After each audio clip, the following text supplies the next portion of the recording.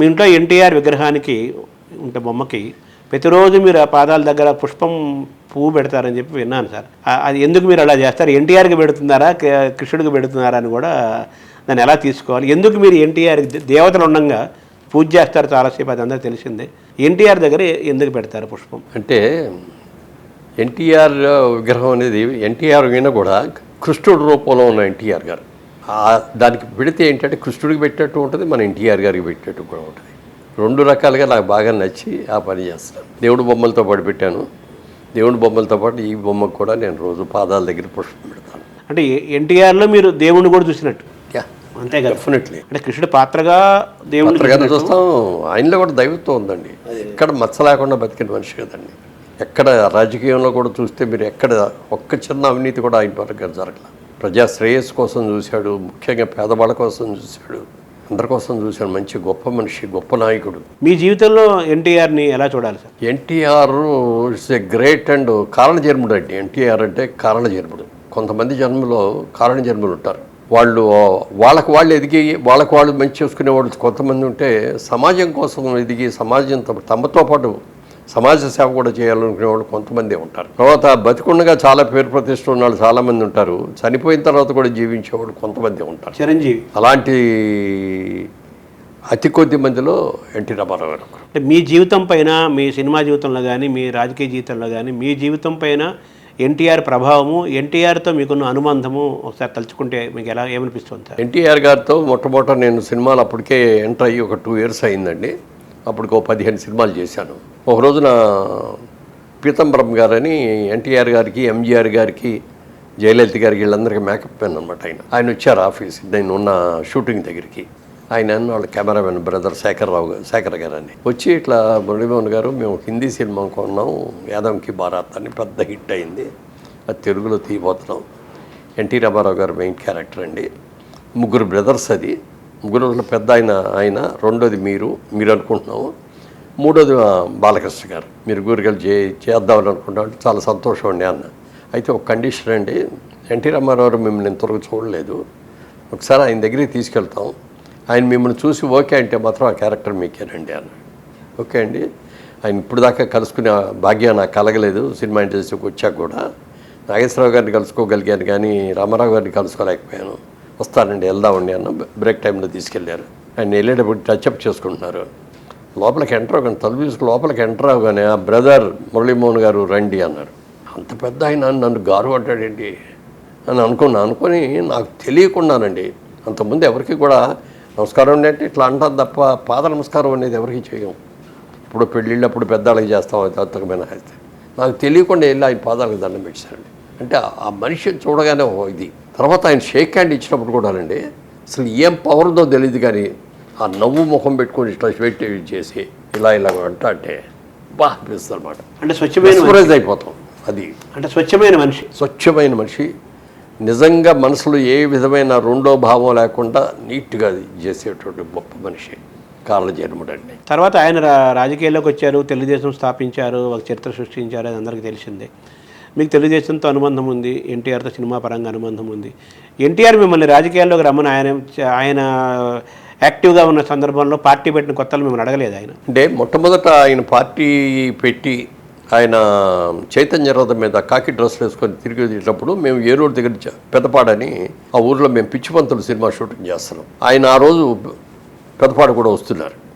ఆ రోజు shooting of చేసి నేను సత్యనారాయణ గారు, రావుగోపాలరావు గారు, గిరిబాబు గారు, మాధవి, మేమందరం కలిసి వెళ్ళి కూర్చున్న తర్వాత స్పీచ్ అంత ఉంది, బ్రహ్మాండంగా ఉంది. మమ్మల్ని చూసి వ్యాన్లోకి రండి అన్నారు. వెళ్ళి కాసేపు కూర్చున్న తర్వాత అన్నగారు మీరు చాలా గొప్ప పని చేస్తారు, ఏదో సినిమాలు లేని రోజున రాజకీయాల్లోకి రావడం వేరును, సినిమాల్లో అంత ఉధృతంగా బ్రహ్మాండంగా చేసుకున్న టైంలో సినిమాలు వద్దనుకొని రావడం చాలా గొప్ప విషయం అండి. మీరు చేసే ఈ దానికి మేము ఏం చేయాలో చెప్పండి, మీ తమ్ముళ్ళుగా మేము మా కృషి చేస్తాం అని చెప్పి నేను అన్నాను, సత్యనారాయణ గారు అన్నారు, రావుగోపాలరావు గారు అన్నారు, గిరిబాబు అందరం అన్నాం. అంటే ఆయన ఒకటే చెప్పు, బ్రదర్ మీరు ఎవరూ రావద్దు, ఇప్పుడు నేను ఇక్కడ ఇందిరాగాంధీకి వ్యతిరేకంగా నేను దిగాను, ఇక్కడ నేను సక్సెస్ కాకపోతే ఆవిడ మా అంతా ఎలా చూస్తుందో కూడా నాకు తెలుసు, అందుకని నేను అన్నిటికీ తెగించి వస్తున్నాను, మీరు రావద్దు, మీకు ఇంకా బోలదు భవిష్యత్తు ఉంది, మీ భవిష్యత్తును పాటు చూసుకొని రావద్దు అంటే, లేదు సార్ మీరు ఎప్పుడు పిలిస్తే అప్పుడు వస్తామండి అన్న. అలాగే okay good luck, God bless you అన్నారు. అలాగే అన్నాం. తర్వాత ఎలక్షన్ అనౌన్స్ చేశారు. ఇందిరాగాంధీ గారు ఈయనకి వచ్చే రోజు రోజుకి విపరీతంగా జనాదరణ పెరిగిపోతుంది, ఇలాగే జరగనిస్తే గ్యారంటీగా మనకి ఇక్కడ మన పార్టీ లేకుండా అయిపోద్ది అని చెప్పి సడన్గా అనౌన్స్ చేశారు. ప్రీపోన్ చేసుకుని షెడ్యూల్ ప్రకారం ఉన్న దానికంటే 3 నెలలు ముందు ప్రీపోన్ చేసుకొని చేశారు. వాళ్ళ ఉద్దేశం ఏంటంటే అప్పటికి ఈయన టూర్లో తిరుగుతున్నాడు తప్ప ఎమ్మెల్యేలు ఎవరు, క్యాండిడేట్లు ఎవరు ఏమి తెలియదు కదా, ఆయనకి ఏమీ జరగల. ఆ టైంలో అనౌన్స్ చేశారు. చేయగానే మళ్ళీ వెళ్ళాం మేము. అన్నగారు మీరు రాయలసీమ తిరిగి వచ్చారు, కోస్తాంధ్ర తిరిగి వచ్చారు, ఉత్తరాంధ్రప్రదేశ్ తిరిగి వచ్చారు, తెలంగాణ తిరగలేదు, మీరు అనుమతిస్తే తెలంగాణ మేము నలుగురు కలిసి వెళ్ళి ప్రచారం చేస్తూ వస్తామండి అన్న. వద్దు బ్రదర్, మీరు రిస్క్ తీసుకోవద్దు. నేను రిస్క్ తీసుకున్నా, దేనికైనా నేను రెడీగా ఉన్నా అని అన్నారు. సరే సార్ మీరు ఎప్పుడు పిలిస్తే అప్పుడు వస్తామండి అని వెళ్ళిపోయాం.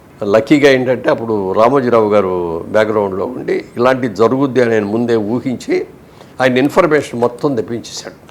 రామారావు ఈయన దగ్గర అన్నారట, మనకి చదువుకున్న వాళ్ళు రాజకీయ నాయకులే అక్కర్లేదు, మనకి ఆల్రెడీ సీనియర్ నాయకులు ఇట్లాంటి వాళ్ళు ఎవరు అక్కర్లేదు, యంగ్స్టర్స్ని తీసుకోండి, బాగా చదువుకున్న వాళ్ళని తీసుకోండి, లాయర్లను తీసుకోండి, డాక్టర్లను తీసుకోండి, ప్రొఫెసర్లను తీసుకోండి, నీతిగా ఉండేవాళ్ళని తీసుకోండి, వెనుకబడిన వర్గాలను కూడా వెనుకబడి. అట్లా అనేటప్పటికీ ఆయన ఎందుకైనా మంచిదని మొత్తం లిస్ట్ తయారు చేశాడు.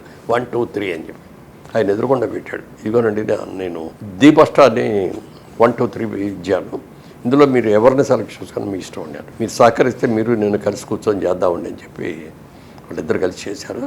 బెస్ట్ టీము బ్రహ్మాండంగా గెలిచేశారు.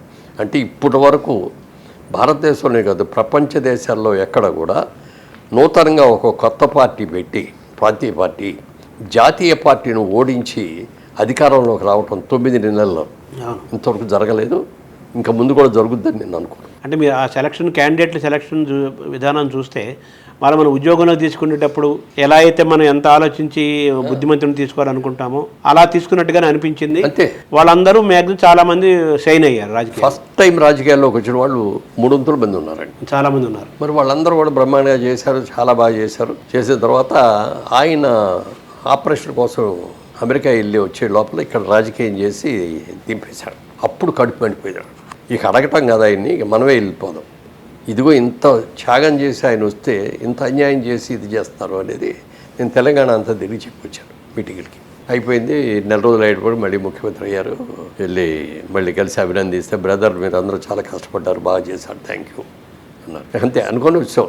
అప్పుడప్పుడు షూటింగ్ అప్పుడు ఇంకా చెన్నైలోనే ఉన్నాం కదా మేము. ఇక్కడ హైదరాబాద్లో ఏ షూటింగ్ కోసం వచ్చినా కూడా ఒకరోజు ఏదో ఒక రోజు వీలు చూసుకొని ఆయన ఉన్నారు లేదో అడిగి ఆయన దగ్గరికి వెళ్ళి కలవటం, ఆయన లంచ్కో డిన్నర్కో రమ్మంటాం, అక్కడ ఉండి కాసేపు కూర్చుందాం బ్రదర్, ఈ రాజకీయాల్లోకి వెళ్ళిద్దరం మా సినిమా కబుర్లు అందరూ సినిమా వాళ్ళని దూరం అయిపోతున్నాను, కాసేపు సినిమా కబుర్లు చెప్పుకోవద్దు అని అట్లా చెప్పేవారు.